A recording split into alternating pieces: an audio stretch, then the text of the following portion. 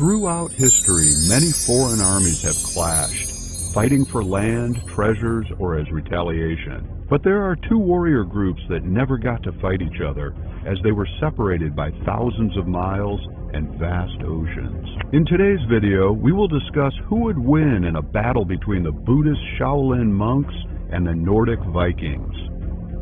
Who were the Shaolin monks? The Shaolin Monastery is a temple in China, famous for the monks trained in the art of Kung Fu. They show impressive flexibility, strength, and endurance.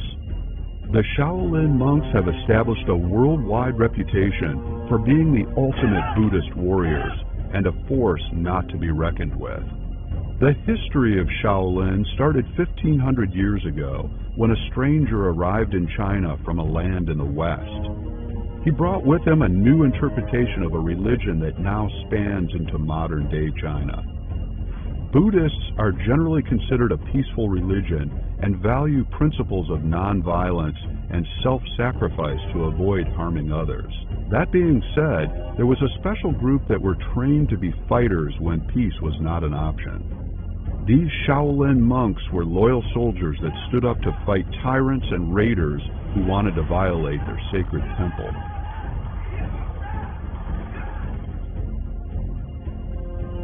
Shaolin monks are still in existence today, only they do not train for combat and instead seek inner enlightenment and perform impressive feats of physical strength and acrobatics. So could these peaceful monks kill and still be in good standing with their god? Well, many of the high-ranked monks would show compassion and avoid killing, obeying their teachings. However, Shaolin monks have had to break these rules in the past to defend themselves and the temple.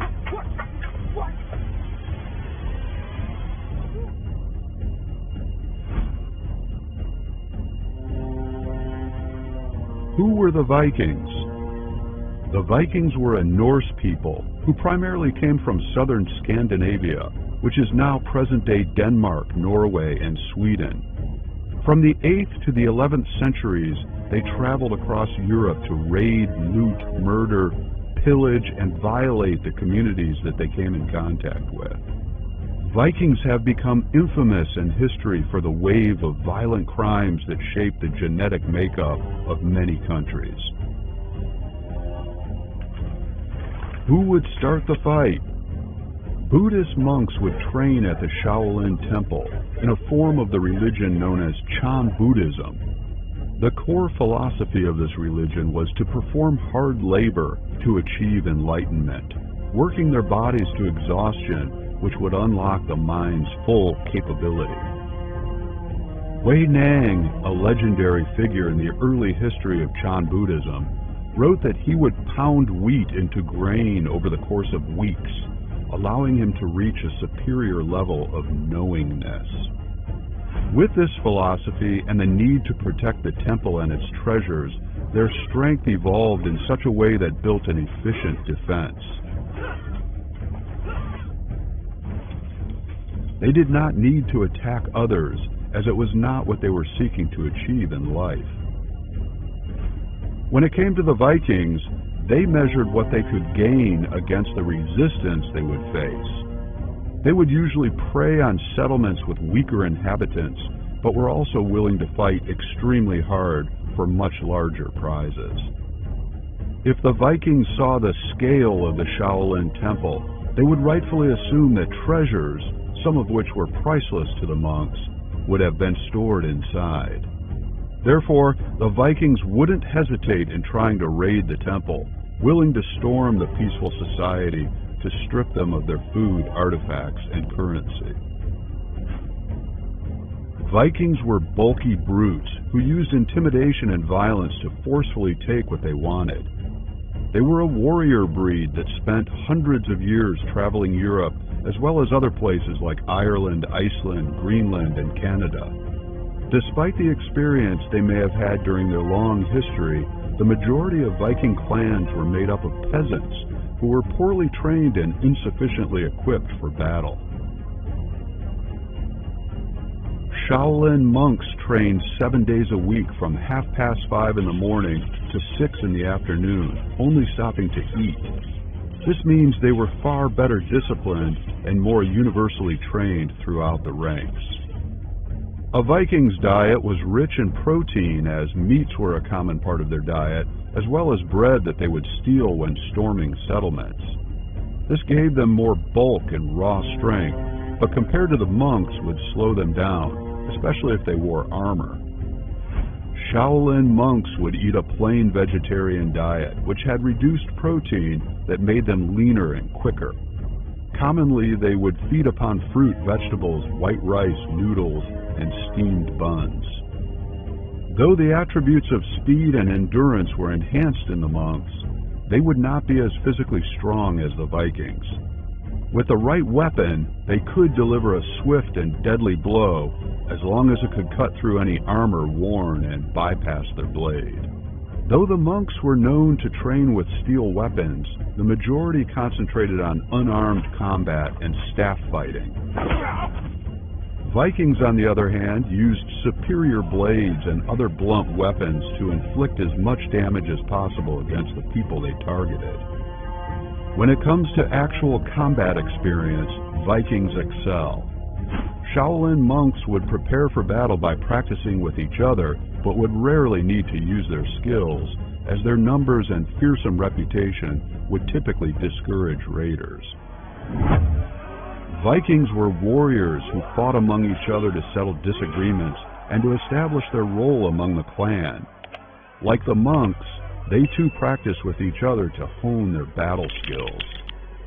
The temperament of the Vikings was much more volatile than the peaceful monks, making their battle style far more vicious.